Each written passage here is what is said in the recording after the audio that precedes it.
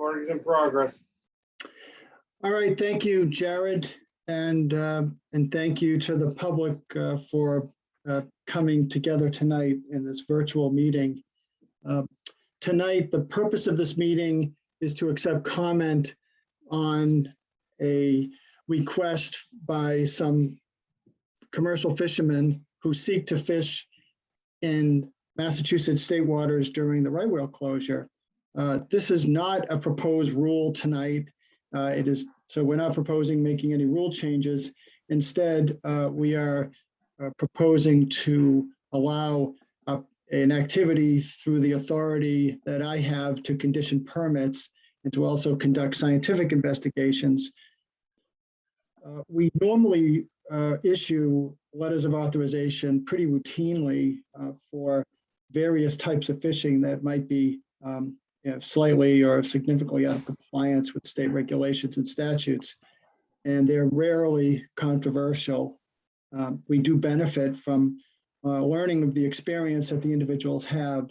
For example, we've had many pilot programs for various quota managed species, and other letters of authorization have been issued to individual fishermen who are testing novel gear.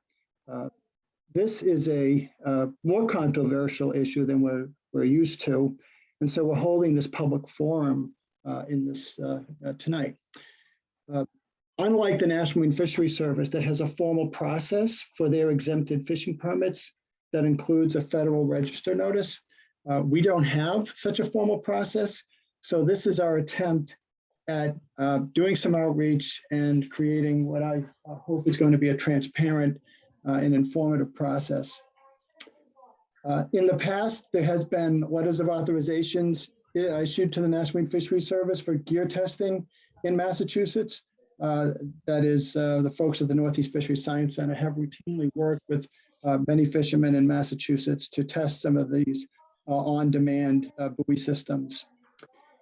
This proposal does not come from the National Marine Fisheries Service, and so in this proposal, we wouldn't be issuing a letter to NOAA Fisheries as we have in the past. Instead, it would just be to the permitted individuals.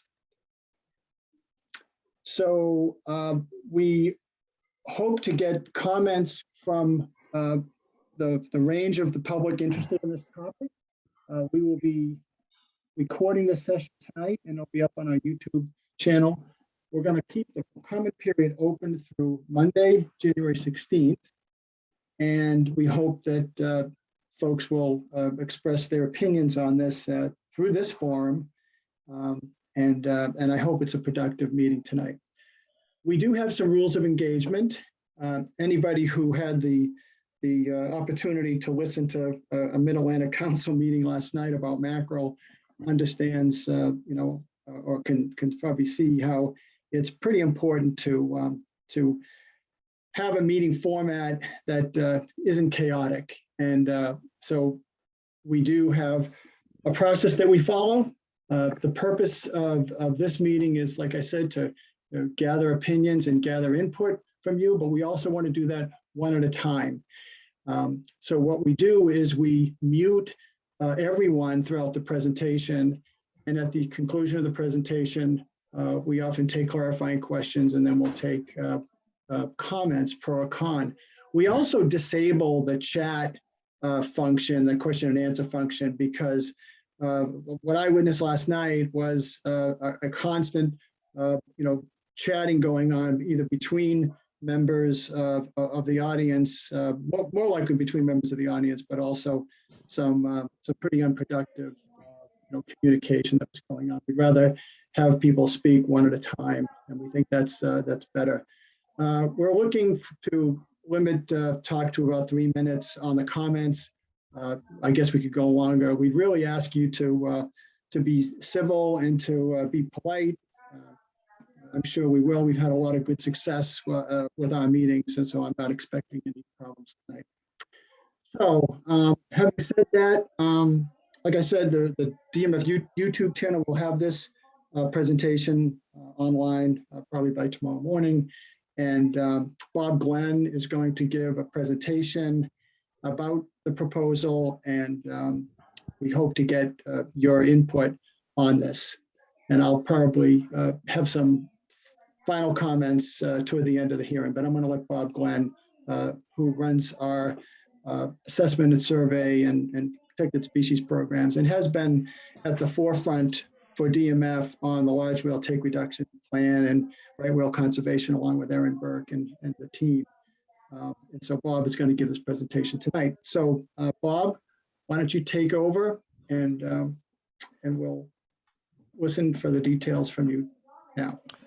Thank you very much, Dan, and thank you everyone for attending tonight. As Dan said, I'm Bob Glenn, and I represent DMF on the take reduction team and the Northeast Recovery Implementation team. And I've been working with protected species for the last several years now. And tonight, what we have is a group of fishermen who have approached us and asked a request to fish with on-demand, often called ropeless fishing gear, in the mass restricted area, which is the closed area in mass coastal waters that's there to protect endangered North Atlantic right whales. To give you a little bit of background, in 2015, National Marine Fisheries Service created the mass restricted area to protect seasonal aggregations of the highly endangered right whale. This is a large area in excess of 3,000 square miles that includes Cape Cod Bay, the backside, and adjacent federal waters. And this was closed to pot trap fishing for lobsters from February 1st through April 30th. DMF that year immediately adopted complementary regulations for state waters. And in addition to that, because of the highly endangered status of North Atlantic right whales, from 2016 to 2020, DMF has also used dynamic extensions of the closure into the month of May to provide additional protection when the whales linger in state waters. And we've seen them, in some years they leave on time in the beginning of May. Other years they've lingered into the middle of the month. And so we use that dynamic management to ensure that the whales get the protection that they need. In 2021, DMF expanded the state waters portion of the MRA north to the New Hampshire border and extended the closure time period from February 1st through May 15th. This was in response to increased presence of right whales detected in state waters, in the state waters of Massachusetts Bay and north to Cape Ann. It's also in response to right whales staying longer in all portions of the closure. DMF maintains the ability to rescind state waters closures between May 1st and May 15th if North Atlantic right whales are not present. And to detect this, we use our surveillance run by the Provincetown Center for Coastal Studies. In those first 2 weeks of May, we run surveillance throughout state waters to detect present absence of whales and help us inform whether or not it's possible to rescind the closure prior to May 15th. The mass closure applies to setting of any trap gear. This is a little distinction because whereas the federal mass restricted area has recently been amended in September of 2021, so that their rule says that it only applies to the setting of persistent buoy lines. So it's not a ban in the federal portion on lobster fishing any longer. It's just a ban on the use of persistent buoy lines. And that's a difference where in Massachusetts, it's actually a closure to fishing. Next slide, please, Jared. This is just on the left is a map of the Mass Bay restricted area. As you can see, the pink is the original closure that goes down from Monomoy north into Massachusetts Bay and throughout all of Cape Cod Bay. The red area is the new extension of that closure up to the New Hampshire border within state waters. The map on the right is sightings data for the time period of May 1st through May 15th, which is during our closure period for the last 5 years, 2017 through 2021. And this is the type of information that we use to tell us, the appropriateness or the need to potentially increase the time and or spatial components of the closure. And that's why in 2021, based on looking at surveillance data like this and this map on the right, the black dots are definite visual detections that are detected through aerial surveillance or shipboard surveys. The red and yellow, as red is a definite acoustic and the yellowest possible acoustic. And those are detected by either fixed listening stations that are out there. In addition to that, there's also a Slocum glider that's deployed by the National Marine Fisheries Service that they deploy up and down the coast, including Massachusetts Bay, but also south of the islands to detect the presence of right whale sounds. And so those are also here. And so this map just basically shows that in that time period, we have, what is without question the largest aggregation of North Atlantic right whales that are observed at any one time in the world. And in some years, in the month of April, especially mid-April to late April, we sometimes host as much of 2/3 of the entire world population at once. So we are in ground zero in a critically important area for North Atlantic right whales. Next slide. Just a little bit about what the letter of authorization does. And I may, at some point, if I hack on this, I may ask Jared Silver, who's on this meeting tonight, to elaborate. Jared's our regulations specialist. So DMF regulations currently require the use of buoy lines when fishing trap gear. And this is in our regulations. DMF protected species regulations also close state waters of LMA1 and Outer Cape Cod to the setting, storing, or abandoning of any commercial trap gear from February 1st to May 15th. And the closure, as I said, is dynamic, can be shortened or extended depending on the presence of absence of right whales. We have the authority to investigate questions into fish and fisheries and make condition fishing permits to authorize and/or exempt certain activities to achieve this goal.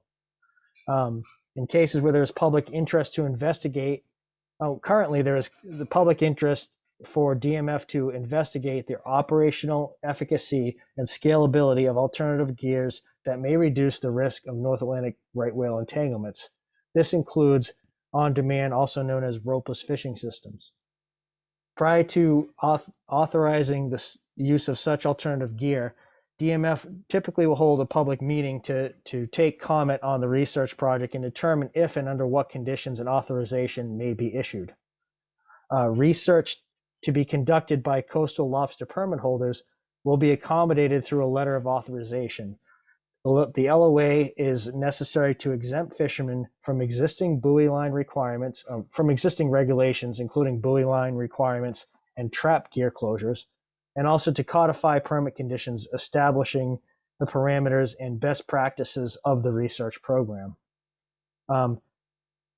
You should also note that if the coastal lobster permit is also a federal lobster permit holder, federal preemption requires NOAA Fisheries to issue an experimental fishing permit before DMF can issue them an LOA. And so there's a distinction between an LOA and an experimental fishing permit. I'm not going to dive into the details of an EFP because that's something that National Marine Fisheries Service issues, and they're the ones to contact relative to the details of that. But based on discussions with them and understanding the legal interpretation, is if a federally permitted vessel is required to have an experimental fishing permit to fish ropeless gear in the MRA closure.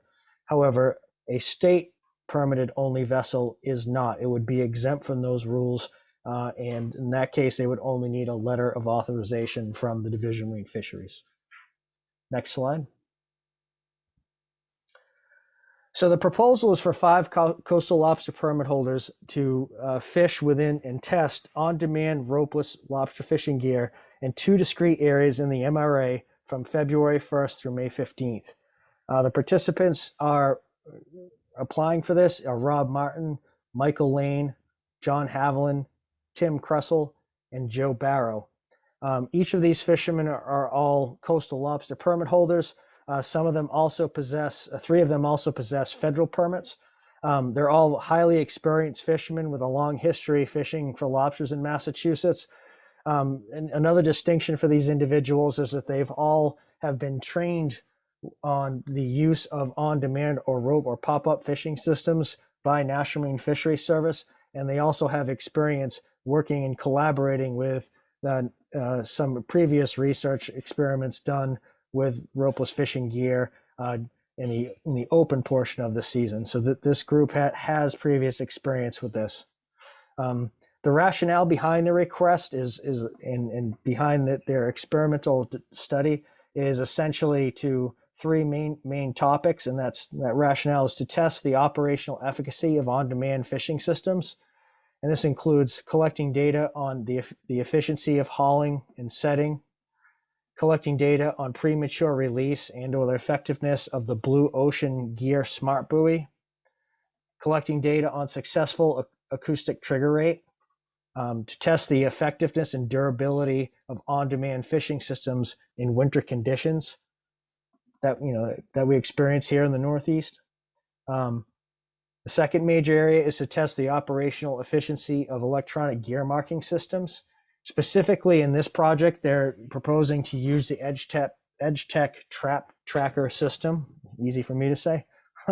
This system is basically marks the beginning and end points of gear that's set over, that's indicated by the fishermen, and then it shares that information with other participants in the study so they can look at and see where the gear is electronically using an app on their phone. And through this, they'll also collect data on gear conflict with other participants using on-demand gear fishing and using this track trapper system to see how effective it is. And finally, another overall goal here is to demonstrate the potential for fishing with on-demand gear. Next slide, please. The two proposed locations here labeled, the red area is labeled A, the green area labeled B. These areas fall entirely within the state waters of the Commonwealth of Massachusetts. Some of the proponents are, my understanding is, that they're also have requested an experimental fishing permit for 3 areas within federal waters portion. I did not include those here tonight because DMF has no authority over federal waters, so it's really not germane to the discussion here.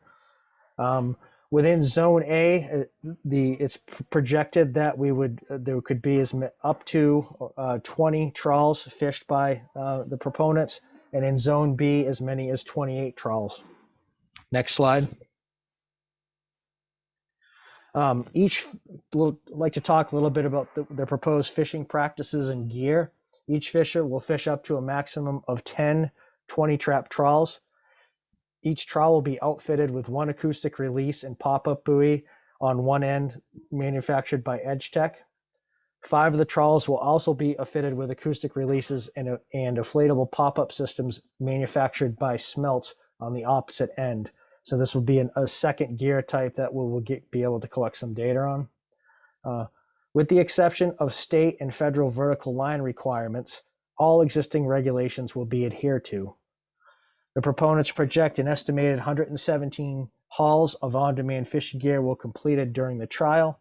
The table below is a rough breakdown by individual and by month that shows the activity, and also an estimate of what proportion of that activity will occur in state versus federal waters, noting that the 2 individuals highlighted in blue are only coastal lobster permit holders and will work entirely within state waters of the Commonwealth.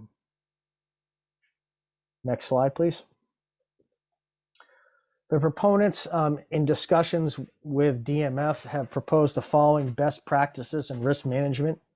Under best practices, ground line and on-demand vertical lines will contain unique markings beyond the regional requirements, at a minimum yellow and black strip marks as noted in regulation.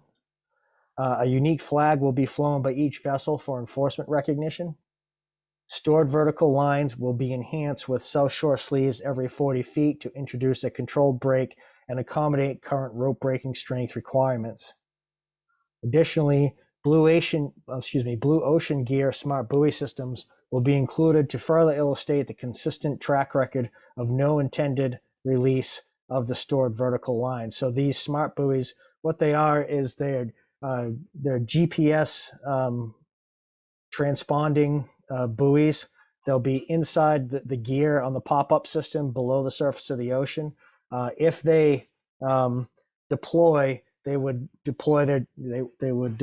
communicate to a satellite and then let those know that the gear has been deployed. So that's how we would detect premature release on these systems. Grappling is not intended to be used as an alternative fishing method, but there are cases where it may be required if the gear fails. In cases where this happens, the proponents will document how and why, and then work with work amongst themselves and also with gear experts to explore and prevent reoccurrence. Under risk management, project vessels will operate within a 10-knot speed limit as an extended precaution. Any vessel finding itself within 500 yards buffer zone created by a surfacing right whale must depart immediately at a safe and slow speed in accordance with current right whale approach rules. The trap tracker application will be utilized for retrieval and set positioning details and made available to federal, state, and corresponding enforcement personnel. So we'd be able to, both us, National Marine Fisheries Service, and environmental law enforcement would have access to the locations of where all the gear was being currently fished. Gear will not be set or retrieved with known right whales in close proximity. Finally, next slide. Under this is also communication and coordination with DMF. Weekly communication and reporting to state and federal personnel of current fishing activities when the project work will occur. Project monitoring, data collection, analysis, and reporting will continue in collaboration with the Northeast Fisheries Science Center. And so they, as a condition of borrowing the gear from the gear cache, the proponents will be required to fill out regular logs and this data will be provided to Northeast Fisheries Science Center. They'll also be required to report any gear loss on a weekly basis. And they've also expressed a willingness to work with DMF and NIMS to use real-time surveillance to avoid hauling gear when right whale aggregations are present. So sometimes late in the year, in either of those zones, there are times when whales drift up that way, and they propose to communicate regularly with us to ensure that they can avoid those. Next slide, please. Jared, it's all you. Bring it home. So, Bob, this is Dan. Dan, I think at this point we should take clarifying questions, and I'm going to plead with the commenters who ask questions to refrain from making comments during their questions. It'd be best to just keep those separate, and we promise that you'll have an opportunity to make your comments. We will make sure of that. So please ask clarifying questions and try not to drift into making comments at this time. Dan, I'd also just like to mention, I'll take the first stab at any clarifying questions. However, if I can't answer those questions, the proponents in this case of on the call tonight is Mike Lane. Mike Lane is one of the proponents and is representing the group application here. And so he will handle any clarifying questions that I cannot. Great. With that, I've promoted Mike Lane to a panelist so he can unmute himself to assist with that, Bob. So as the slide says, you don't need to comment tonight if you don't want to. We're accepting written comments through the 17th of January, which is Monday. So you can always submit an email to us, to Marine Fisheries, or write a old-fashioned letter to the director at our Causeway Street address. Tonight's hearing will also be published to our YouTube channel. So you can use the raise hand function in the Zoom application, and that will create a queue for me to call on individuals who may have questions at this time regarding the proposal.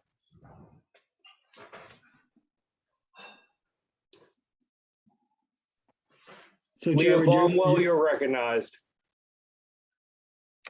Hi, yeah, thanks for having me. My name is Leah Baumwell from Pew. I have a few questions which I'm sure will be asked, but my main one is in terms of conflict mitigation. Is it possible for the state and the government to figure out who is fishing there in terms of like mobile fishermen?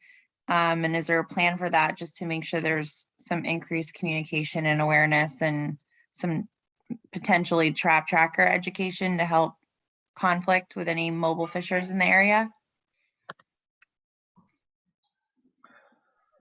Okay, so I'll take a stab at that. Relative to gear conflict, I mean, part of the reason why we're having this public meeting tonight was to give the opportunity for other fisheries, namely mobile gear fisheries, both otter trawl and dredge, who possibly may fish in these areas, to give an opportunity to comment and possibly raise any flags relative to the potential for gear conflict.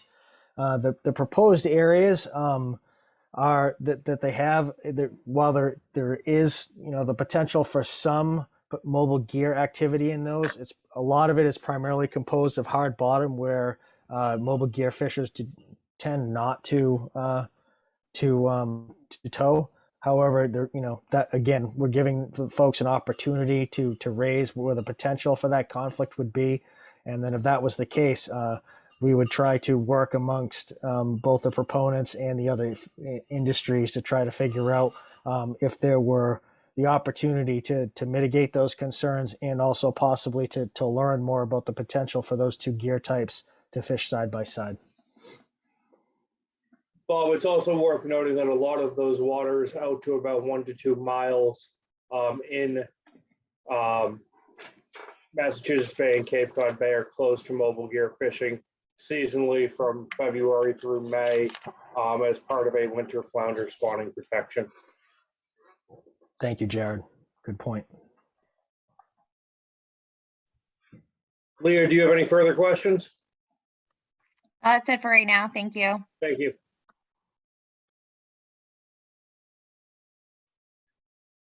Eric, you're recognized.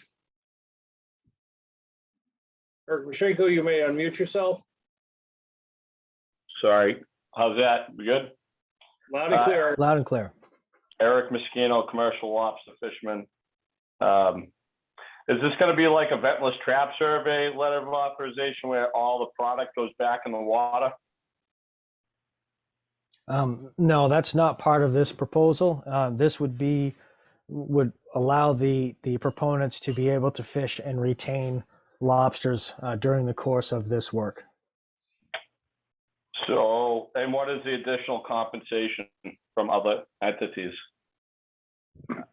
I'm not aware of any additional compensation from other entities, certainly none from Division of Marine Fisheries, and I'm not aware of any other. Thank you. Thank you, Eric. Eric Lorenzen, you're recognized. Hello. Hi, Eric. My question is, if there is an entanglement, who gets blamed? I know the risk is low of there being an entanglement with the ropeless gear, but if there's a premature release and they're conducting this while the whales are here, it just increases the likelihood. I kind of feel as though, like, it's like, who's to blame, basically, is my clarifying question. If something happens, is the state to blame? Are the feds to blame? Is the group to blame? That's, I guess, the answer I'm looking for. Yeah, so essentially, well, DMF is currently in the process of applying for an incidental take permit. We currently do not have one in hand. As such, we don't have the ability to have any authorized non-lethal takes. And so in that case, our state's lobster fishery would be in violation with the ESA. Okay, so that seems risky to me, but this is clarifying. We'll get to comments later. Thank you, Eric. Thanks, Any Eric. other questions?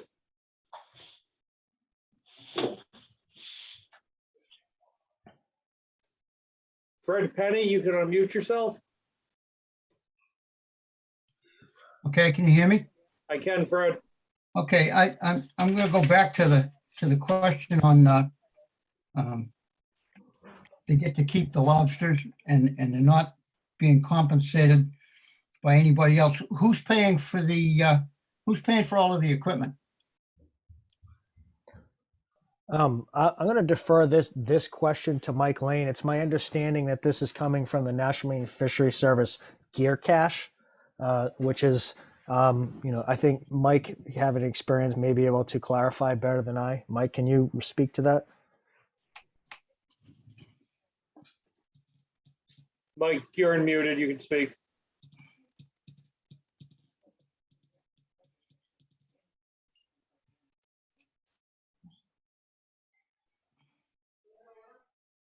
Mike, we can't hear you. It's like Mike is having some technical difficulties. So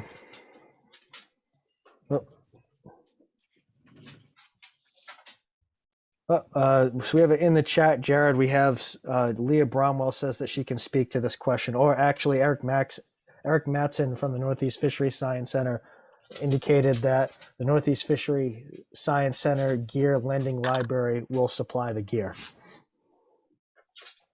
Thank you. Any further questions, Fred? No, not right now. Thank you. Thank you.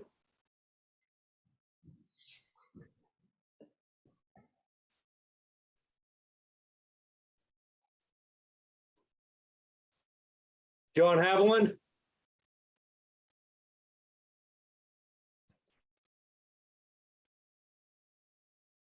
John, you can unmute yourself.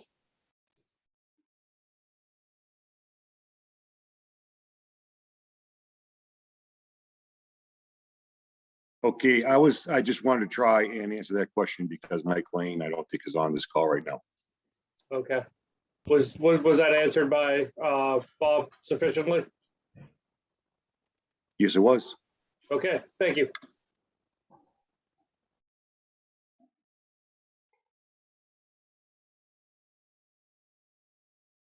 Tom O'Reilly, you can unmute yourself. Hi, Tom O'Reilly, a Plymouth fisherman. I've been lobstering for 40 years. I'll just follow up on the question, a couple of questions before. If there is a premature release of the buoy and there is an entanglement, and what you said is that the lobster industry itself is going to be held responsible for that? Yes. Essentially, the Division of Marine Fisheries would be responsible because we're the ones who authorize the fishery. So it wouldn't come back on us as the commercial fishermen as an entanglement to us? Yes, it would. All right, I just have to agree with the other guy that to me sounds very risky at this time. That's all I have to say. Thank you, Tom. All right, Dan, at this time, I'm not seeing any further clarifying questions. So I believe we could proceed to public. Well, I take that back. Tim Bartlett. Yep, how you doing? Tim Bartlett, commercial fisherman, Beverly, Mass. Have these 5 individuals filed an LOA for between May 15th and February 1st to fish this ropeless gear? So I understand your question correctly, Tim. Have they filed an LOA to fish it for the remainder of the season? Yep. Have they filed an LOA to fish this blue ocean gear, the essential ropeless gear? Are they going to continue to fish this ropeless gear from, May 15th to the 1st of February of next year? Or are they just going to use this ropeless gear when there's no other gear in the water in a closed area?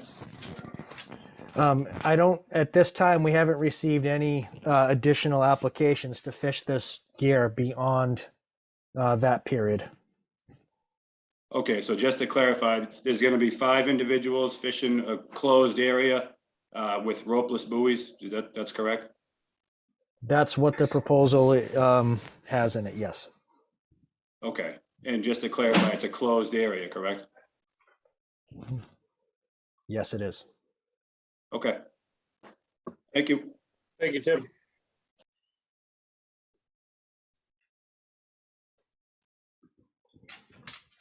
Eric Moschino again. So Yeah, go ahead, Eric.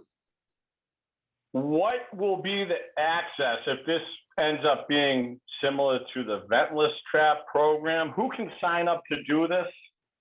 And, is it going to be a rolling issue where somebody will do it next year? how's that going to work? Well, I can't really speak beyond what this proposal is. You know, in the future, should other fishermen or express interest, we certainly would allow the same exact process, and give them the same opportunity to bring this out to the public and then request a letter of authorization to fish in the closure. I would also, in that situation, advise them to talk to the ropeless fishing experts at the Northeast Fishery Science Center who oversee the NIBS gear library. And they would be folks who could provide additional training, and also, they'd be the ones who could speak to what gear was available for fishermen to test. Okay, and what changed? So I know these permits, these applications, have been applied. They've applied before. Every year, the application goes in. What changed this year? This is they have approached us in the past with asking about the potential for it. This is the first time that to my understanding, that we've received a formal proposal with areas, specific areas. In the past, that previous discussions about this were not as defined. In other words, they didn't propose how much gear, what specific area, what specific individuals, and in what time period. And so this is the first time we've received a formal proposal that included the who, what, where, when, the necessary elements that we would need to fully vet the work and bring it to a public process, and also for us to fully consider the application. Okay, thank you. Eric, if I could follow up to Bob, that's a really good question. So what's new this year? What's new is the National Marine Fisheries Service, in their final rules that were enacted last spring. I think it was last spring, but it was in 2021, transformed the federal closures into closures to persistent buoy lines. Well, it's true, and they.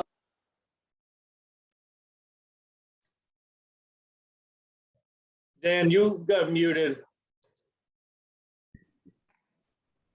Okay, I don't know what I dropped off, but I'll just say that what changed this year is the National Marine Fisheries Service enacted some new regulations, transforming the old closures into a new type of closure, which is only a closure to persistent buoy lines.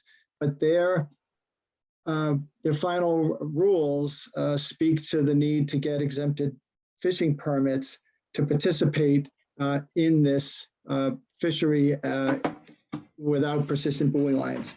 So there's a component to the federal regulations that seems to be steering people toward gear development and gear testing at the same time there's fishing going on.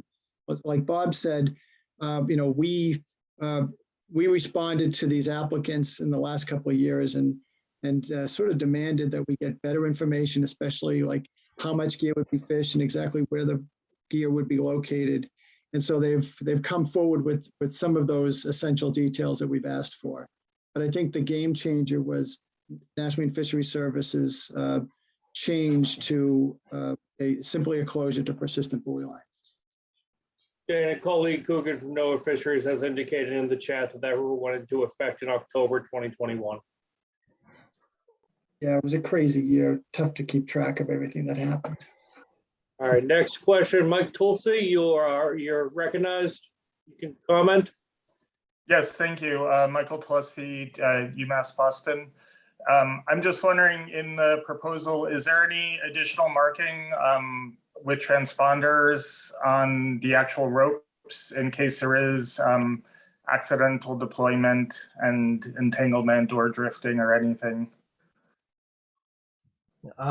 Yeah, a portion of them will be rigged with the Blue Ocean Gear Smart Buoy, which is a buoy that'll be attached to the pop-up buoy when it gets to the surface, it sends a signal to GPS signal to a satellite indicating its location.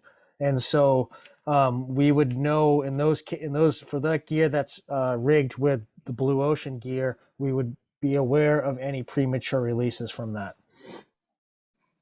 Thank you.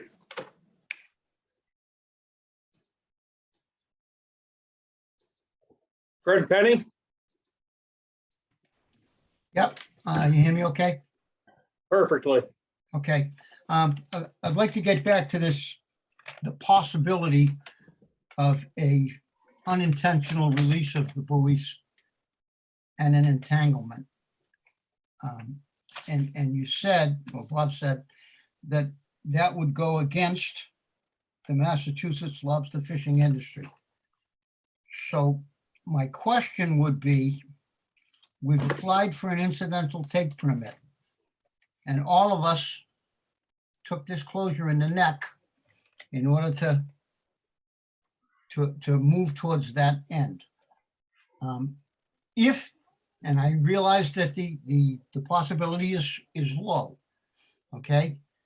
But if there were an entanglement and a death, what effect would that have on Massachusetts applying for the incidental take permit? And we're going from zero possibility of that happening to a small possibility. Sure. You know, and that's certainly a concern. I can't, it's difficult. Obviously, there isn't any good outcome of any entanglement in any Massachusetts lobster gear, non-lethal or lethal. You know, that's clear. We know that. We've gone through great lengths to mitigate for the potential of that happening.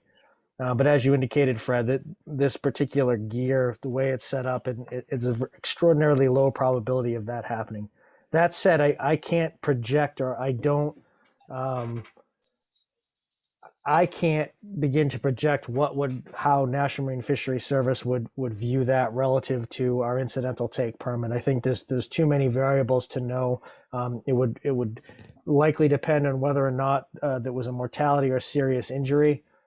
That said, without the incidental take permit in hand, we would still have an unauthorized take to deal with. So there is certainly risk. So if this program takes place, there is a risk to every coastal lobster fisherman, possibly. Every time any lobster fishing occurs in Massachusetts state waters, there is a risk. Okay, thank you. Yeah, Jared, if I could follow up to Bob, the incidental take permit is an iterative process, but that's subject to a lot of negotiation. You know, we're proposing, we're working with the service to draft the specifics of what we put into our conservation plan.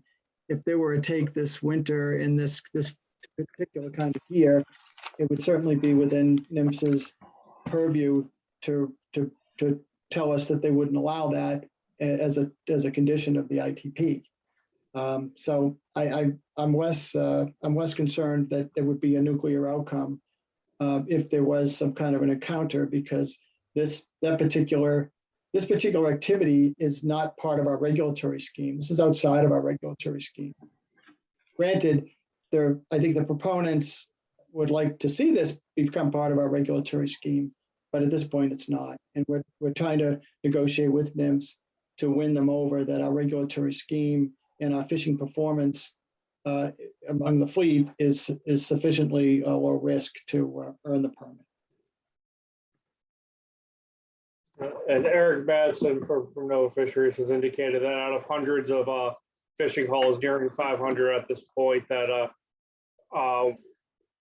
they and normal commercial soak times, they've had 0 documented unintended releases. Eric Lorenzen.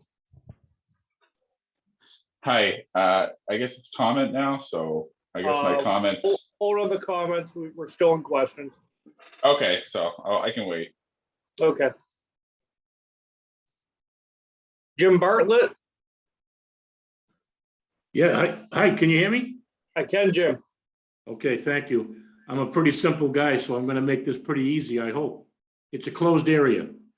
I really don't think you need to talk any more about it. It's a closed area. If these guys want a permit to fish in that closed area, give them the permit, let them start when we can start the 1st of May. It's pretty simple to me. It's a closed area, period. Thanks, Jim. Thank Dan, you. it seems like we're moving towards comment time. So with that in mind, why don't we take comments from those in opposition to this proposal first, and then we'll take comments from those in support of. That way we can kind of keep the back and forth among commenters to a minimum and kind of streamline this moving forward. Does that work? Yes, it does. Okay. Tim Bartlett, you're recognized. Yeah, this was just a last question there. I was just curious as to the main purpose of these 5 individuals filing for this LOA in the closed area.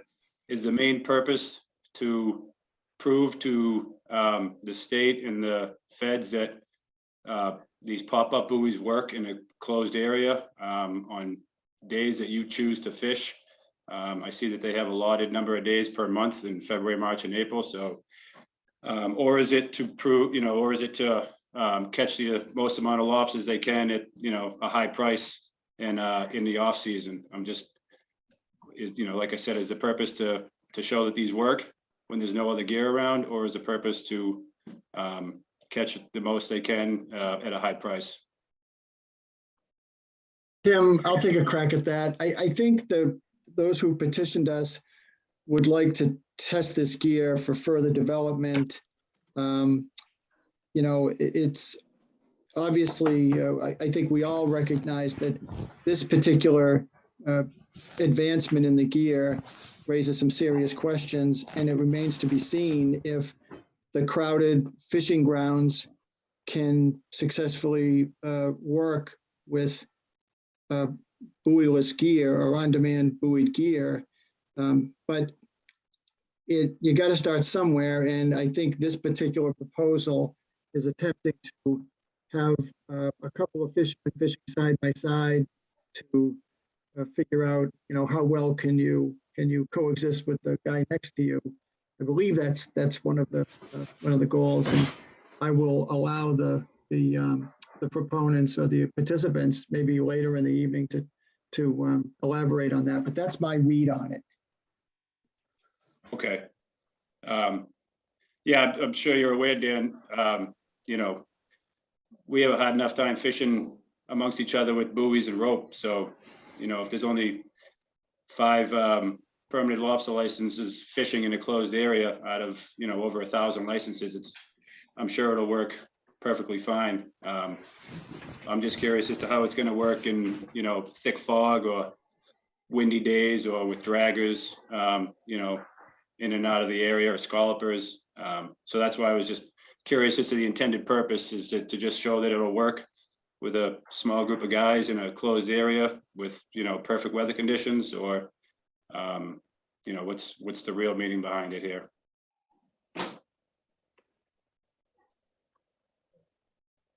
Tim, if you have a comment at this time, we can take it. As we start moving through the queue, you're already unmuted. Okay, yeah, as I'm sure a vast majority of other people feel, it's a closed area. Let's keep it closed. And if these 5 individuals want to test this gear from the 15th of May to the 1st of February, I'm all for that if they want to try to do that. But it's a closed area. Let's not open ourselves up to an entanglement, that doesn't need to happen. Thank you, Tim. Eric? Yep. In 40 years, there's been one right whale mortality attributed to U.S. lobster gear. 2 to fixed gear. I don't know what the second gear type is. Bob Glenn just said it's the largest aggregation of right whales known to man, Massachusetts Bay. 3 minor entanglements in 30 years. Got an unusual mortality event. 500 miles away across an international border and another landmass. And these people are driving their agenda to chase a solution that has no chance of helping these animals anyways, because you all know it's not us. This is wrong. I am 100% against this. I understand where these guys are coming from, that they want to work within the rules that are being presented to them, but the rules are wrong. We're not the culprit. We shouldn't be getting punished. If you're going to have anybody in the closed area, the South Shore Sleeve was proven to work this year when a little humpback, the juvenile humpback broke free. Let us all go in the closed area and go to work, because that's what this country is all about. We got all these people who literally produce nothing. There's no product, there's no protein source, there's no anything. They come out here with this emotional propaganda based on bad science. You guys know it's bad science. I mean, these numbers I just gave you, that's from their science. Attacking a traditional, historical, blue-blooded American industry, and absolutely being cavalier with our lives when we're not the problem. I don't like this. They shouldn't be able to keep the lobsters if they go. It should be done when we're all fishing. And, you know, that's it for me. Thanks, Eric. Beth Cassoni, you're recognized. We'll take a comment from you, and then if Dave's ready to comment, we can take the comment from Dave as well. Good evening, Jared. Can you hear me? I can, Beth, loud and clear. Beth Cassoni, Mass Lobstermen's. I would like to reiterate the former fishermen's concerns. We submitted an 8-page letter of comment to the state last week. The Massachusetts Lobstermen's Association does not support ropeless testing, let alone during the area with the highest aggregations of right whales in the world. It is a risk that the organization and its members do not see the need to take. And we hope that the state would see that the risk is too great, especially where the ITP is in. It hasn't been submitted. It's still in process. And if anything jeopardizes that, it's going to be felt across the entire industry collectively, not just in Massachusetts. The entire region will feel that. That's it for me. And Dave's here with me. Yeah, Dave Cassoni, Beth's uncle, commercial lobsterman. My comment is in regards to a potential premature release of any type, even with a satellite tracker. I foresee a huge problem in the fact that any delay in response time with a huge aggregate of right whales at this time of year, regardless of where this gear would be set, there probably would be in the area right whales. I see that as a huge problem that could arise. It could be premature due to extreme weather conditions, which would obviously limit any response to get out there, and extreme weather conditions don't bother these animals. My other comment is, if in the event you should go the way of allowing any number of fishermen to try this, possibly they should all be fishing in one limited restricted area. That duplicates pretty much the rest of the year's fishing with the rest of us. We've got a lot of gear in one area, not one sterile area with one guy setting gear or two, and they know by even verbalizing where you stay a half a mile from me and there's no problem. But I just see that as another item. And that is my comment. I'm definitely opposed to any of that. And I have tested the ropeless, the pop-up buoy, and it works. I mean, there's no denying it. That's all it proves, is that it's working. Beyond that, it is not time saver, economics, or anything else. So just opposed for this one proposal. Thank you, Jared. You're welcome. David Beth, take care. Eric Lorenzen, you're recognized. Hello. I guess my comment is that this proposal could be conducted during the regular fishing season and having even more minimal risk with the same data they want to collect. I don't think it's a good idea to do it while the congregation of whales are here because it's still early technology. So I guess that's my comment. Thank you, Eric. Jeff Souza. Jeff, you can unmute your, yep. Jeff, you're unmuted. Yep, Jeff Souza, commercial lobsterman. I'd like to voice my opinion that I'm also against this, like most of my counterparts. Again, like everyone said, I mean, it's a closed area. I mean, your data is going to be flawed. You're not going to get good data from this. You're not going to have the gear conflicts that goes on during the summertime when you have all the people fishing. I mean, gear conflicts, that's going to be a big one. You got 5 or 6 guys doing this. To me, you're going to get flawed data, and that flawed data is then going to be used against us in the future and put hundreds and hundreds of $1,000s on us because 5 or 6 guys did it in a closed area. So that's one thing for me. Second thing for me is if there is a premature release at midnight and they don't get out there and a whale does get entangled, it's going to put all of us out of business. And those 6 guys aren't going to pay my boat note or my mortgage. All of us are saying the same thing. It's a closed area. You guys have worked very hard on keeping us being able to fish and work on this take permit. And I think this puts, you guys have a lot of years invested in this, and it could put everything in jeopardy, our livelihoods, all the work you guys did. Not only a premature release, but again, I'm not a whale expert, but I want to say that the reason why we have to use sinking ground line is because they travel and they feed or can rub their bellies on the bottom. So not only a premature release, now you can have ground lines on bottom that they can get entangled in. I just don't think it's worth risking all the licenses in Massachusetts over 5 or 6 guys in a closed area. Thank you, Jeff.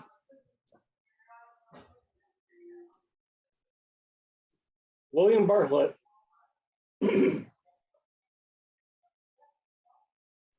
Hey, can you hear me, Jared? I can. Yes, Jared. I guess I've got comments and questions at the same time. I apologize. I get into the meeting late. I was on the NOAA meeting for the vessel monitoring in the beginning. I'd like to start by saying that I think it's extremely selfish of these 5 or 6 individual fishermen to be even asking for this permit, with the likelihood of putting the whole Massachusetts lobster industry at risk. This closure was designed to protect these right whales in their highest concentration in the Massachusetts area. All guys involved, all lobstermen involved have done what they've had to do for the last 5 or 6 years to protect these whales. We accepted the fact that we were better off to do this than take a chance of entanglement and had the fishery closed down for the entire year. And this experiment, or whatever you want to call it, proves absolutely nothing. You take 5 or 6 boats, you spread those guys out over 5 or 6 or 10 or 15 miles, federal waters, state waters. They're never going to encounter any other gear. It's a closed area. All as it's proving is that the buoy comes to the surface, which that's already been proven, and it's given them the exclusive rights to fish in a closed area at a high price for lobsters when nobody else can do it. It's nothing but selfishness. It does nothing to prove anything for the use of these buoys. Nothing at all. Those guys want to experiment and the permit is given. All those boats should have to fish within a certain square, however many minutes, one way or the other, with an observer on the boat, and no lobsters should be taken.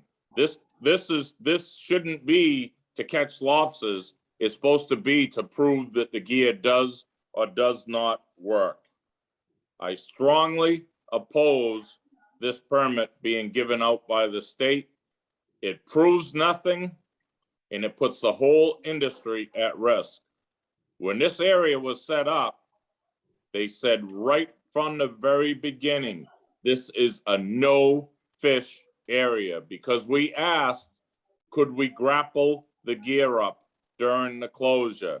Absolutely not. It's a no fish area.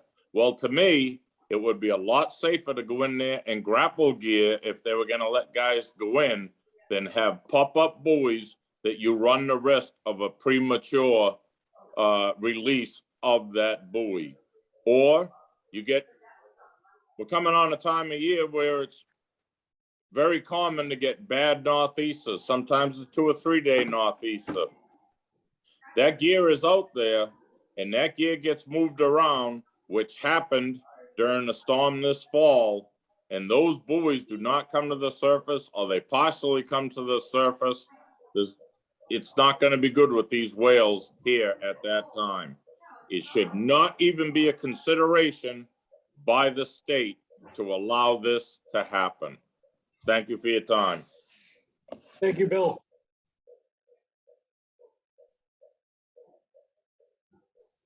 Jim Bartlett. Yes, Jared, can you hear me again? I can, Jim.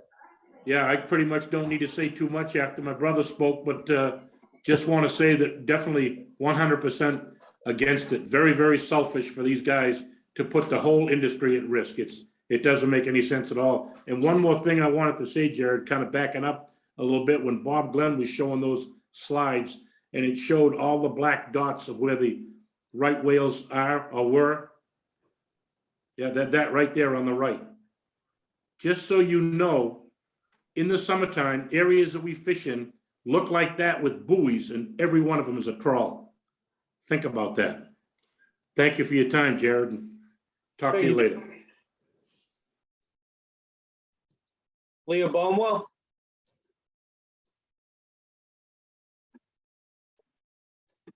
Hey, can you hear me? I can, Leah.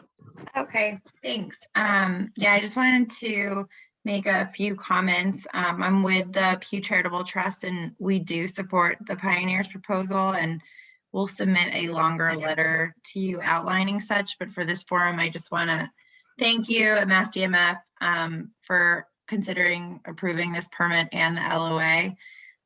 We at Pew have invested a lot of resources into advancing this type of gear in New England specifically, including purchasing gear for NOAA's gear cache to be used for this project specifically. I've also fished with the Pioneers for a few years now, testing out different on-demand systems, and I've seen firsthand what works and what doesn't, and what needs to be improved and what has already improved. And based on that experience, I think that while closures are a solution to right whale entanglements, on-demand fishing could be a real solution to fishermen to access these closures. And I think that this is a wonderful opportunity for all groups involved to just look at this as a learning opportunity. So yeah, there are risks and there are challenges, but the risks that the Pioneers put forward in the proposal can certainly be mitigated. I would encourage the state to define what kind of triggers, as they say in the proposal, would prevent fishermen from hauling. And the challenges are solvable. This is a small, short duration pilot project, especially if DMF is willing to work with fishermen and with NOAA. So yep, we strongly support it, and thank you. That's all I have to say. Thank you, Leah. I'd just like to remind everyone that we're taking comments opposed to the proposal first. So if you have your hand currently raised, and you're in support of the proposal, please take the opportunity to lower your hand. And once we take all the comments from those in opposition, we will then transition to taking comments to those in favor. Just a reminder. Fred Penny, you're up next. Thank you. First, I would just like to say thank you to Dan and Bob for all the efforts that they've put forth. I know we don't always say that we appreciate everything you do, but we do. That being said, I knew nothing about these pop-up buoys to start with. So I did take the time to call Bob Morris at Edge Tech and ask him some questions. He's very, very nice, very knowledgeable, and I'm sure he has a good product. The question is not whether or not the pop-up buoys work. We know they work. One of the things that supposedly is being studied or they want to study is whether or not the systems will work in the wintertime. You know what? You got November, December, January for wintertime. You don't need February and March. So that's a moot point. I don't think I need to go into the fact that to put any right whale in danger in the smallest amount compared to no danger at all, I can't imagine how the Pew Trust is in favor of that, no matter how small the risk may be. So I just can't imagine they could even say that. My other comment would be, when I spoke to Bob Morris at Edge Tech, I asked him what the basic cost of this system would be for the average fisherman. And I haven't heard that brought up at all. It's $4,500 per buoy when you figure in the cost of the rope, the buoys, and the cage. And it's $4,000 for the unit that goes on the boat. So that's $4,500 per trawl, and that's only to do one end of it.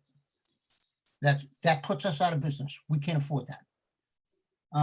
My other comment would be, if these 5 guys have so much faith in this system that they're willing to go out and risk their gear, why don't they pay for the equipment and fish it for the entire year instead of fishing it during the closed season?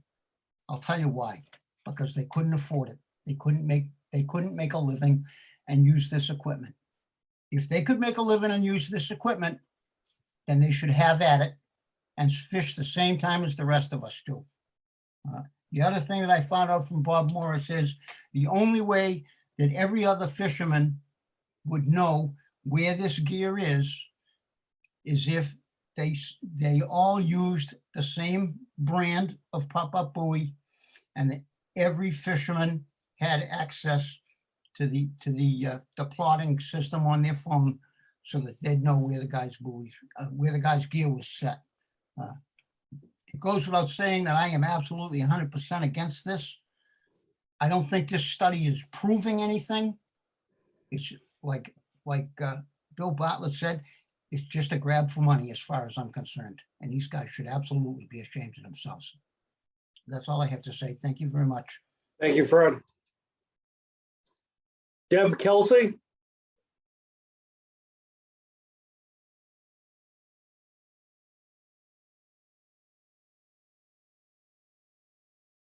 Deb, you can unmute yourself. Square. Sorry, guys. This is Steve Holler on Deb's computer. Hi, Steve. How you doing, guys? I'd like to thank Dan McCann and Bob Glenn for helping with the presentation. Everybody stole my thunder as far as the technical aspect of everything that's going on, the Bartletts, Sousas, Casonis, everybody. I got nothing left to say, except I consider this kind of data, like a data mining.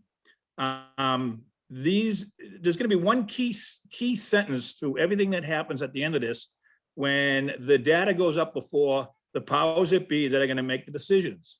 And they're going to say, yes, we used these on the boats and they worked. Well, we know these devices worked, but this experiment that's going to go on, you might as well put the traps and the devices in a swimming pool. because there's no boats out there, there's no draggers, there's no scallops, there's no other fishermen. I mean, one size does not fit all. You know, my hat's off to guys trying to get innovative and everything else. These devices do work. That's not the question, but they won't work in the environment. We had a nor'easter, I think it was just before Halloween this year, I think, and it wasn't a biggie, and it snuck up on us. I could not believe the destruction that storm caused. You know, guys are finding gears 2 miles away. Now we're paying all this money for these devices, and one, we're never going to find them, and two, they're going to be destroyed. I just want to, you know, again, just say my opposition to this permit to be issued. I'll echo what everyone else has said. If you want to experiment with them, do them in an open season when everyone is fishing. Again, you know, they work. The devices work. That's not the question that should be being asked. It's can they work in a real time, real situation, real environment? And being a fisherman, I've been doing this for over 40 years with buoys. I mean, some of you guys know me, I'm from Boston Harbor. We called it meatball fishing. They're just not going to work. One size does not fit all. This is not going to work. And that's, mark my words, when it goes up before the powers that be in the courts and everything else. Well, did you use them? Yes, we put them on lobster boats. We fished with them and they worked. It's a controlled setting. The data is going to be skewed, and I oppose the permit. Thank you, guys. Thank you, Steve.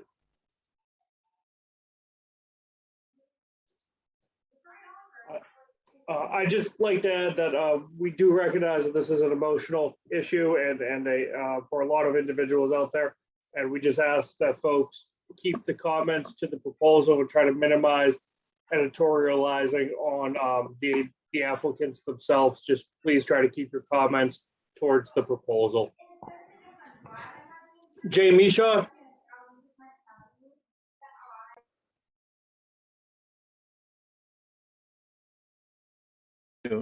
Can you hear me now? I can, Jay. Okay, I'll make it short. I echo what has been said. I am vehemently opposed to this. And as we just heard, if you want to make sure that the system is going to work, you might as well do it in a swimming pool. It will work. It won't work.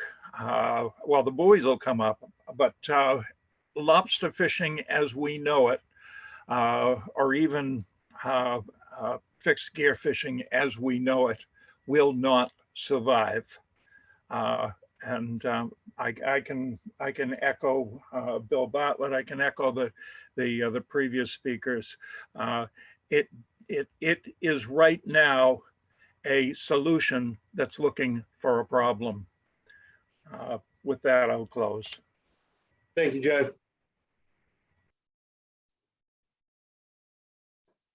Nick Camuto?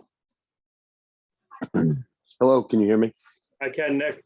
Great, thank you. Nick Camuto, fishing vessel Miss Evelyn, fish out of Chatham. I'd just like to go on record as saying I'm also opposed to any of these permits or any of this work that's going to be done. Just like everybody else has said, there's nothing really extra to gain here by allowing this permit to go through in the area it's proposed in the time of year it's done. I personally think that Pew is speaking out of both sides of their mouth with this. They're on one part, saying how they want to protect, but they're also ready to put them in danger. I don't think Pew has any. I think they're being dirty in this whole thing, and they have another agenda here, and mostly it's to put us out of business. But you're right. I'm sorry. I just want to go on record as saying I'm opposed to all of this. Thank you.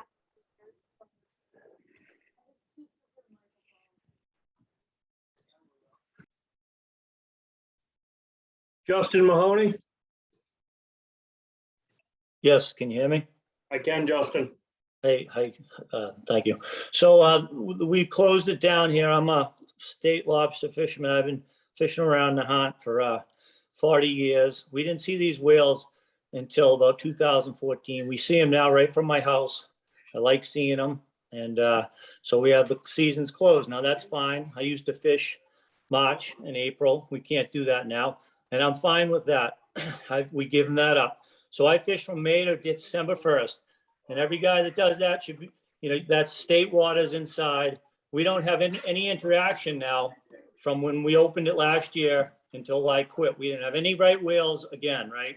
So my point being is we shouldn't have to use this technology. We're giving you those months, which I just mentioned. We're giving up that time. So we're in compliance. We can get this permit and life is good for Mass State. We're ahead of everybody else. So by giving these 5 guys this permit, first of all, it opens a door for a technology that will never work. The months that I fish right around the Nahant. I fish around Steve Haller. He'll tell you, we'll all tell you, the Bartletts will tell you, we fish the gear so tight. When even what they want to do, we know what you want to do. You want to get everybody to use the same technology and be able to see it virtually. It won't work. You have tides. You have a million guys trying to fight for an edge. This technology will never work for Mass State lobstering. It might work someplace for some crab fishery offshore or something to that effect, but it will never work. So you're testing something that's never going to be able to work in the field. So that's I know all the guys around my area here, my family, we all think it's a bad idea and it has no future. We should just give them the months that we've given them and be able to go fish when the whales aren't here. That's the whole point. Why are we making technology we shouldn't have to ever use because the whales aren't here during the months we lobster fish? Thank you. Thank you, Justin. Jeff Bartlett. Yes, can you hear me? I can, Jeff. I'd just like to echo what everybody else has said, especially reiterate what Justin just said. We gave up these months for a reason. We've gone to weak rope for a reason. We've done the swivels for a reason. You said it's a closed area. There's absolutely no reason to access it during those months it's closed. Thank you. Thank you, Jeff. Stony Holmes.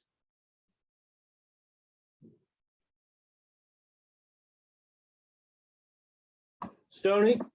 Yes, I'm I here. got you. All right.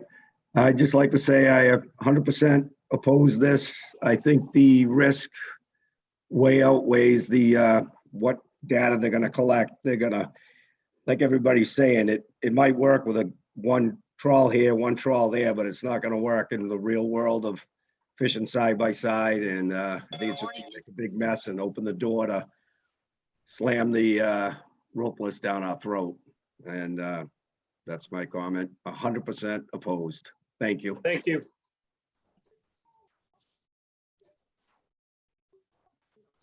Tom O'Reilly? Can you hear me? I can, Tom. Yeah, I just want to say that I'm 100% against this. And as I'm listening to everybody, I have to agree, this is a closed area. And we've worked very, very hard to be able to continue to fish. The state has worked very hard in what they're doing. And I feel if we give these permits to these guys, I feel like we're going to take a step backwards in what we've done. I think we need to stick to our guns, keep these areas closed as they are closed, and continue to fish the way we're fishing. I just don't want to see the whole industry and the state take a big step backwards by letting this happen. That's all I have to say. Thank you, Tom. Eric, you're back with your second comment. I got 2 comments. So if you look at the screen Jared's got up right now, what do we need? Eric, you muted yourself. Yeah, I think I'm unmuted, aren't I? Yeah, you're good now. Yeah, so why do we even need a permit for this? You go right across state lines. I know at least 4 of the boats that are on this list can hop over that state line right into the mud. I can fish there. Why don't you just put the boot? Why don't you just go there? Why put it in the closed area? It's literally, what, 4 or 5 miles from Situate, Cohasset, Marshfield. It's all right there. Open water. I'm sorry, here's your numbers. You gotta go east of the state line, north of 4212, and west of 7030. Wide open piece of bottom. No permit necessary. And my second comment, if you look at how many permits we have in the state, right? How many active permits we have, about half of that. Just say everybody fishes 400 traps, 20 pot trawls. It's literally 40 buoy lines. And you figure out over 8 months how much time that gear is in the water, you're well over $100 million. Add in the time that our boats are out there, huge number. I sit on the Stellwagen Advisory Committee as an alternative to Bill Adler. The research vessel ARC spends about 500 to 600 hours on the water each year, versus our 100+ millions of hours in the water. That one boat's done more damage to the right whale than we have. It hit a whale doing about 20 knots. According to the New England Aquarium, anything over, I believe it's 17 or 19 knots, 19 miles an hour, I'm sorry. There's like 90% plus chance of mortality, right? We are not the problem. We all know it's not our ground line. There's an open area right there. This is a completely unnecessary experiment. It's an unnecessary exercise for all of us. Go 2 more miles, fish in the open area. I know if I go and fish those rocky bottoms right now all winter long and I play that game, I can make some money. I'm willing to risk my gear. I'm not. But you don't have to. Open water, open territory, no permit. I'm done. Thank you. You guys are awesome, by the way, Dan, Bob, Jared. Thank you. Thank you, Eric. All right, we have our last comment coming from our commission member, Suki Sawyer. Suki, you can unmute yourself. Yeah, can you hear me, Jared? I can, Suki. Okay, thanks. I just had more of a question right at this point. Are we going to comment on this at the commission meeting next week? There is a draft agenda item on protected species updates. So I assume there may be some discussion on this. I'm uncertain if we'll be providing a recommendation on this at that time. Dan? Yeah, so Suki, it's a good question. The Marine Fisheries Advisory Commission is designed and authorized to approve changes in regulations. But at the same time, the director, consults the commission, pretty regularly for just regular advice. So I wouldn't be opposed to having this be a discussion point, because I think we're going to try to make a decision, soon after that commission meeting. So I wouldn't be opposed to having the commission have a discussion about this. Okay, yeah, I just didn't want to be in the commission. I'll be able to comment at the commission meeting where I could, we can get into the weeds of this a little bit. I don't want to take everybody else's time up tonight when I can have a possible ability to comment at the commission meeting. So if we're going to talk about the commission meeting, I'll save my comments for the commission meeting. Thank you. Thank you, Suki. And there's one last comment from Paul Pender. Paul, you recognize?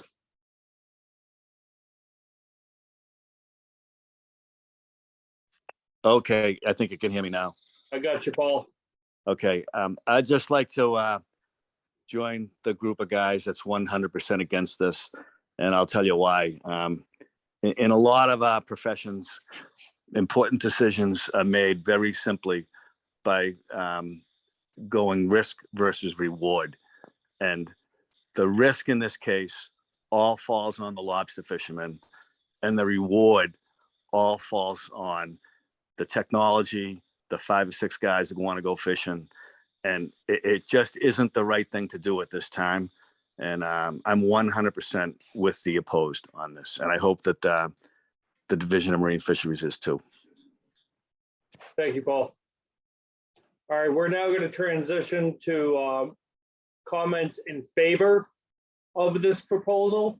Again, I just ask folks to keep the comments focused on the proposal themselves. First up, Gib Brogan. Thank you. Can you hear me? I can. Good evening. Thank you. Gib Brogan with Oceana here in Massachusetts. Thank you for the opportunity to comment. Over the last 20 years, I was thinking during your presentation, I've commented on LOAs and EFPs for 20 years from Maine to Mexico, and seen some very good ones and some very bad ones. And the materials that are provided with this put this up in the upper group. This is a strong proposal that has a clear methodology to get this gear on the water to answer some of the outstanding questions about how this gear is going to work. Oceana supports this. It will advance the use of innovative gear in the Commonwealth and improve the fixed gear fisheries going forward. We suggest as DMF moves forward, as was mentioned before, that DMF put guardrails on this, safeguards against unanticipated effects. If the whales show up in a very large aggregation, for example, or if there are unexpected effects of the gear, if more is being lost, there should be thresholds that will shut this down and keep it within acceptable range. But as it's proposed right now, this makes sense and will help the adoption of ropeless gear or on-demand gear. And we appreciate the efforts of the Commonwealth to move this forward in light of the new federal restrictions and regulations that were put in last fall. Thanks very much. We'll be submitting written comments. Thank you. Tom McShane. Thank you.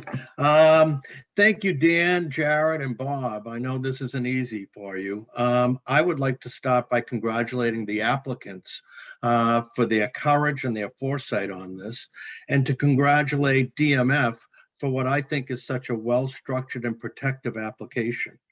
In regards to Mr. Bartlett's question regarding purpose, I personally hope that these applicants are successful both scientifically and economically. After 7 years of good faith effort, it hasn't worked. Lobster catches are up, and that's good, but the population of the North Atlantic whales are still going down, and that's the problem. I hope, as Mr. Machino was asking about who could apply, I hope all lobstermen in our state will take advantage of this modern technology. I realize change is emotional and difficult, but let's be clear, the risk here to the Massachusetts lobster industry isn't from this application. The risk is from continued unfettered rope in the water. And that risk is very, very real, unfortunately. The solution is to get rope out of the water. This is a great step forward. For over 2 decades now, the federal government has been studying ropeless gear, and it's time for us to begin to move forward. Lobstering is, as the biop says, lobstering isn't killing the whales. Rope in the water is killing the whales. I strongly support this application, and I appreciate all the work that you're doing on it. Thank you. Thank you. Kate Grease. Hi, can you guys hear me? I can, yes. Great. My name is Kate, and I'm an Oceans Associate with Environment Massachusetts, and I really want to urge the DMF to approve this permit. At a time when entanglements in conventional fishing gear are pushing North Atlantic right whales to the brink, we really need regulators and fishers to work together to develop technology that will give hope of a brighter future for these whales. Ropeless gear offers this hope, and Environment Massachusetts and our members are excited to see it being tested in our state waters. And by approving these permits, Massachusetts will become a leader in the development and implementation of this right whale saving technology. So thank you for your time, and thank you for your leadership. Thank you, Kate. Erica Fuller.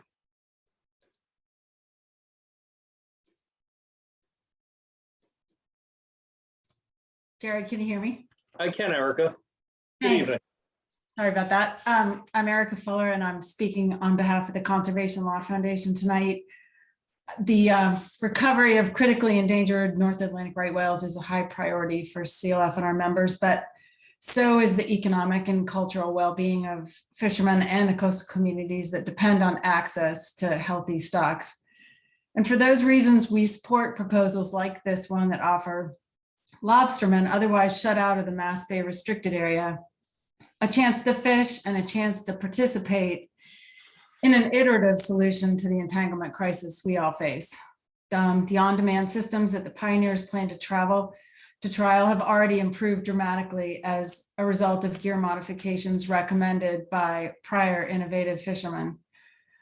Given the density of right whales when and where this trial is expected to occur, we're especially appreciative of their commitments to travel at 10 knots or less, to trial this gear outside of Cape Cod Bay, and to mark gear above and beyond state requirements.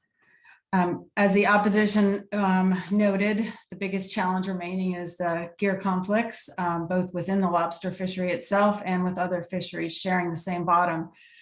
But these conflicts are not insurmountable, and this trial appears to be expressly designed to avoid existing conflicts which already occur and to provide valuable data to prevent new conflicts.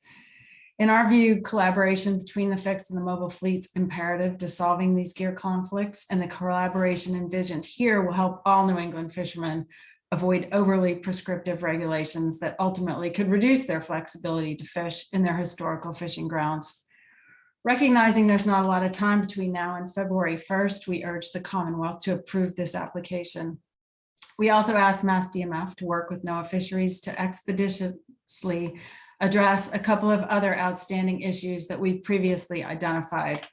And those issues include coming up with specific triggers and clear guidance on when and where gear can be hauled back during times when right whales are in close proximity, which is currently undefined, or during times of exceptionally low visibility. Second, the need for additional survey effort to document the distribution and abundance of right whales in this restricted area when fishing is allowed and to inform future trials.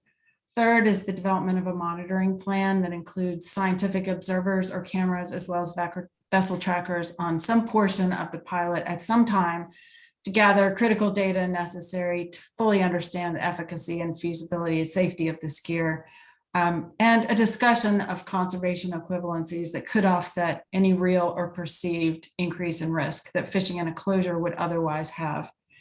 While it's our principal goal to make the first project of this scale in a closed area as protective as possible for right whales, we also want this project to be successful for participating fishermen, and we urge you to approve this proposal. Thank you. Thank you, Erica. Samantha Thurm. Hi, I'm a student in college in Massachusetts, and I just wanted to come on to say I strongly support the application to utilize ropeless fishing gear during the seasonal closure. North Atlantic right whales are critically endangered, and we need to encourage projects that protect the species rather than inducing more harm. Ropeless fishing gear is a solution that can help save lives of both whales and fishermen while keeping our local fishing economy intact. And if passed, this proposal would help fishermen, experts, scientists, industry stakeholders all together demonstrate the effectiveness of ropeless gear under legitimate conditions, helping to advance ropeless gear so that it can become more widespread and affordable in the future.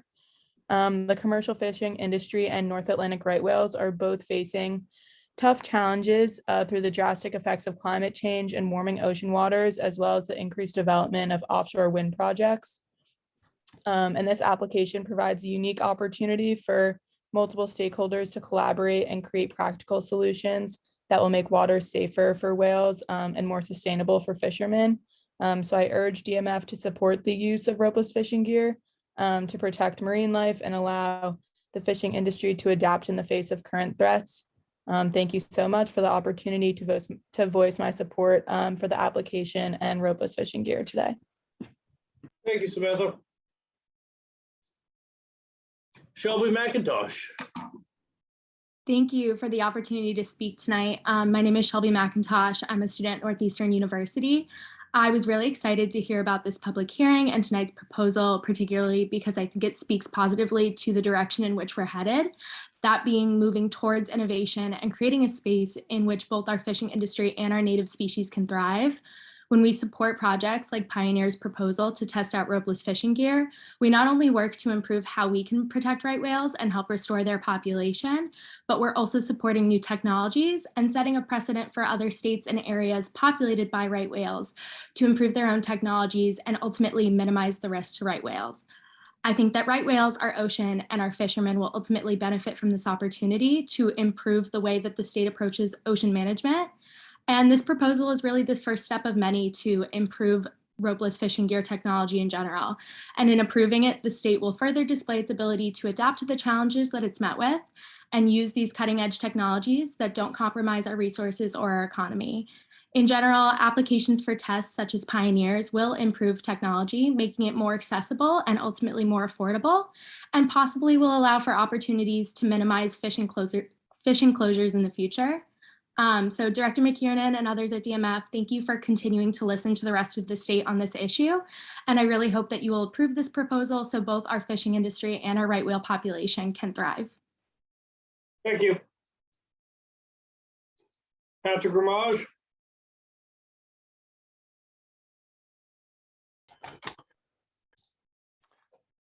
Can you hear me? I can, yes.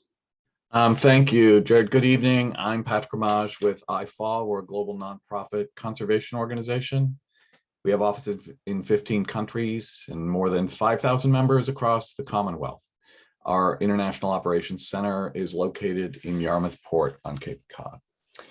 IFAW has collaborated with Massachusetts lobstermen for more than 2 decades now, including members of the Massachusetts Lobstermen Association, the South Shore Lobstermen, Cape Cod Fishermen's Alliance, working with members of those organizations and other groups and individuals commenting this evening to advance research, gear adaptations, subsidized ground line exchanges, and other pragmatic approaches to reduce risks to right whales and other marine species. Engaging with fishermen is a privilege for IFAW, for our scientists, veterinarians, marine mammal rescue team members, and policy advocates. And it's been a constant learning opportunity for me and my IFAW colleagues, right up through some of the thoughtful comments made this evening, even some with which reasonable people might disagree. We're committed to finding solutions that work for animals and people, and that's why we strongly support this innovative project. The crisis facing the North Atlantic right whale can't be blamed on fishermen alone, nor can the full cost of protecting the remaining right whale population be placed on their shoulders. While others might wish it, we can't close our way to effective conservation, and we should not close down the lobster fishery. Solutions have to be found that protect North Atlantic right whales while maintaining fishermen's access to important fishing areas, and we need to find them fast. The fishermen requesting permits for this project are pioneering those solutions, and we're inspired by their fresh thinking, their bold action. And we want to thank you, Dan, Bob, and Jared, and DMF, your colleagues, for the care and attention you're giving to this process and to this proposal.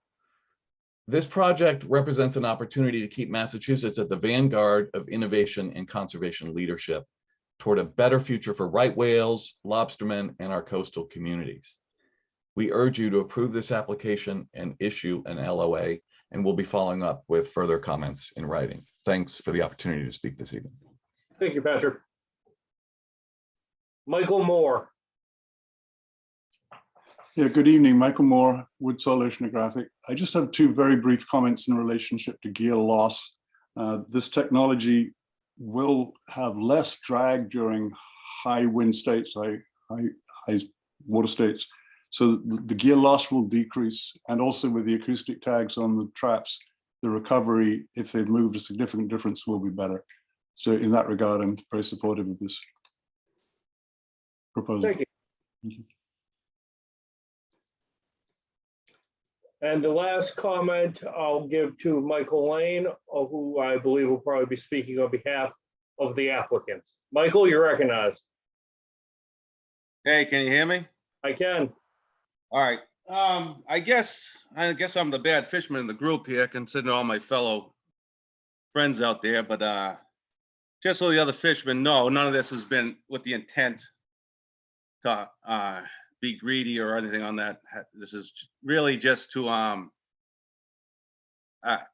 I'd say keep the ball moving in a direction to keep us fishing in some way or another. I guess I'd have a question for Bob or Dan, as where do you see the future of this lobster fishery being in 10 or 20 years? Do you think there are more closures heading our way? I mean, obviously, it looks like we're going to have a little more closure coming this year. Where do you see the future of this fishery?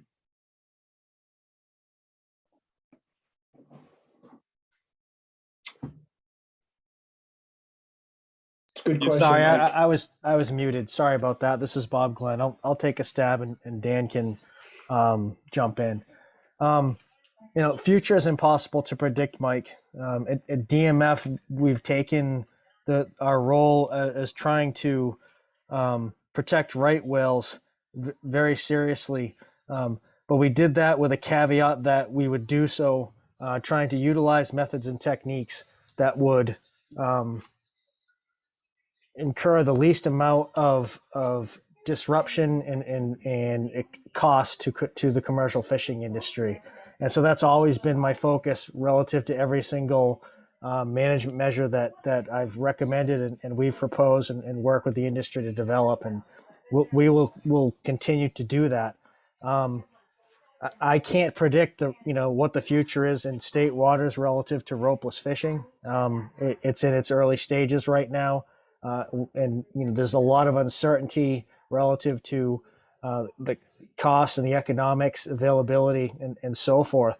But along those lines, DMF has also worked on.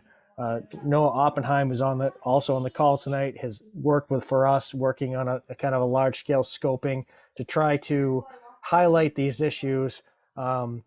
That will be supplied so we can supply those to the National Marine Fisheries Service, and they can make priorities for funding relative to the advancement of trying to work on problems associated with ropeless fishing. So again, I can't predict, where we'll be in 10 years, but I know I can tell you that the goal is to have a profitable lobster industry and hopefully a recovering whale stock.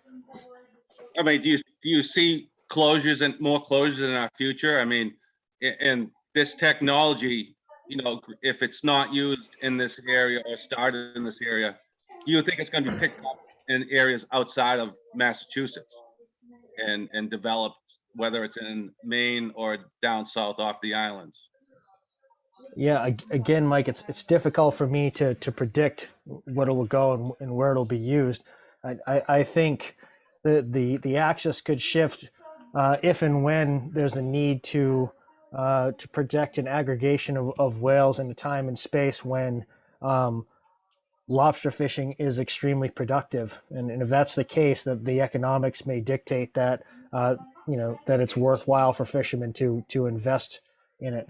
But again, I think, I'm kind of going away from, the task at hand, which is dealing with what's before us right now. And I can't really predict what's going to happen in the future.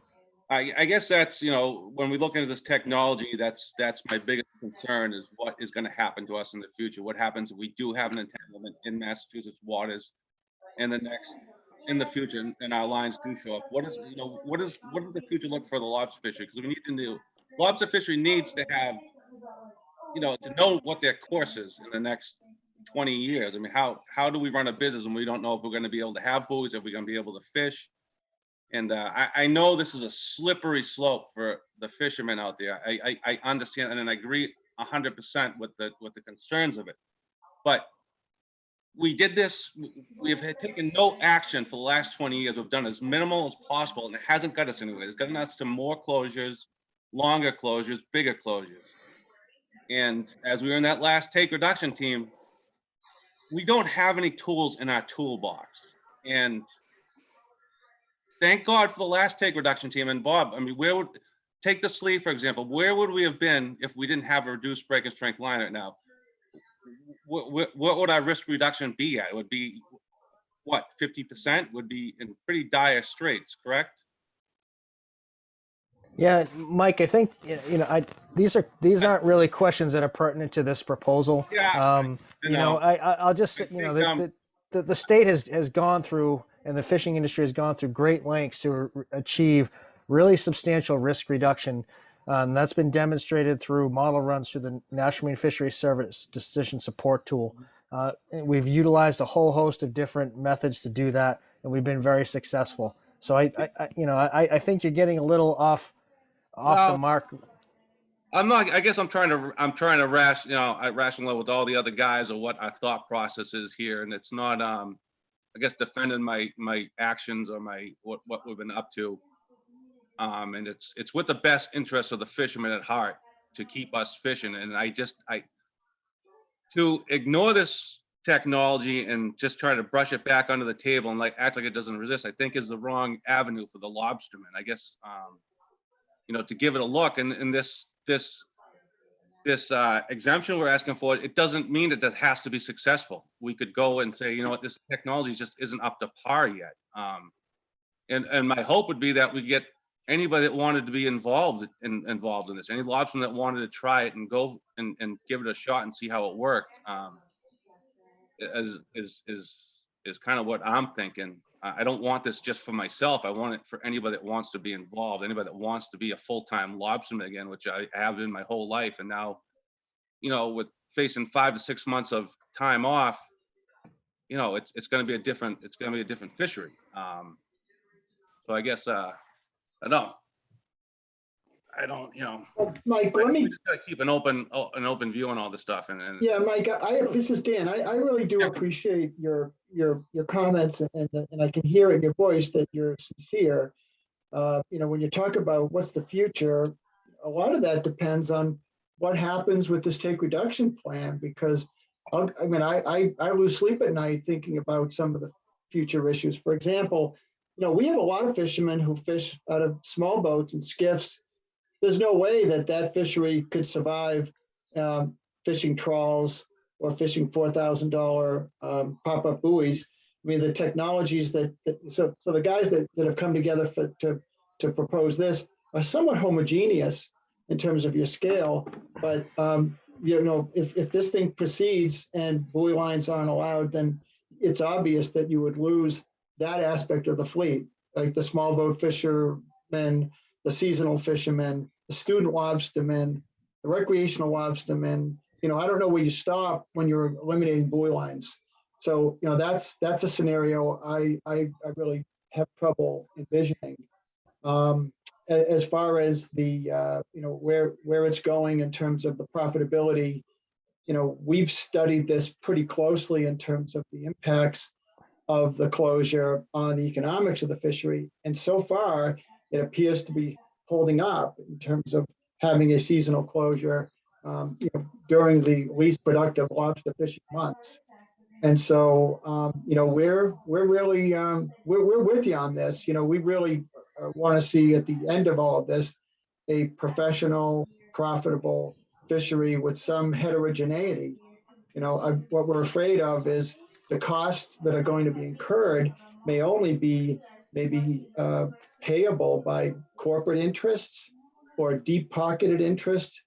The fishery, as we know it right now, is a very large number of independent owner-operated small businessmen, and we're very nervous that this technology might transition this fishery because the owner-operator business model might not be able to survive. We might have to have fleets, right? Where pop-up buoys are successful around the world is at least the one fishery that's been described to me. It's a fleet, and that's why there's no gear conflicts, because the vessels are all controlled by a single entity. So that's the part that we don't know, and so, but we do appreciate, your presence here tonight, your comments and your efforts. And I think that the what you're doing, it is legitimate, and I really appreciate your efforts. But this is really a challenge for all of us. Oh yeah, no doubt. No doubt about it, Dan. Like I said, I just, I don't know. I don't know where to go anymore after this. Like I don't know, I fear for the lobster fishery being closed down because of an entanglement. And what happens to us, God forbid, that does happen to us? I mean, what are our options then if it gets closed down September 1st because we have an entanglement and the federal government says you guys are done for the year? Where do we stand then? I mean, we have so much in front of us. I hate to just close down this ropeless fishing without giving it an honest look and an honest shot. And I'm not saying this is going to work at all. I'm just saying, can we look at it and try it? And I don't know where it goes, Dan, honestly. Yeah, I know, I hear you. It's a tough situation to be in, so whatever. Thanks. All right. Okay. Thanks.